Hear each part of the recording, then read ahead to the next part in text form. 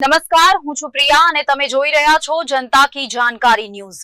નજર કરીએ આજના સમાચાર ઉપર। ખીરસરા ગામે કુળદેવી માતાજીઓના મંદિરે નવલા નોરતાની ઉજવણી કરાશે।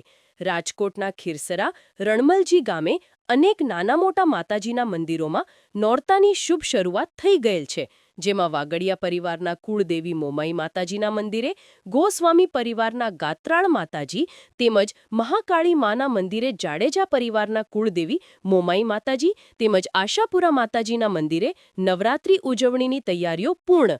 માતાજીના સિંહાસન તેમજ મુખ્ય શેરીઓમાં રંગબેરંગી લાઇટોનું સુશોભન સાથે 9 દિવસ માતાજીની આરાધનાનો અનેરો ઉમંગ ઉત્સાહ જોવા મળી રહ્યો છે। રિપોર્ટર પંકજ ટિલાવત સાથે ભીખાભાઈ।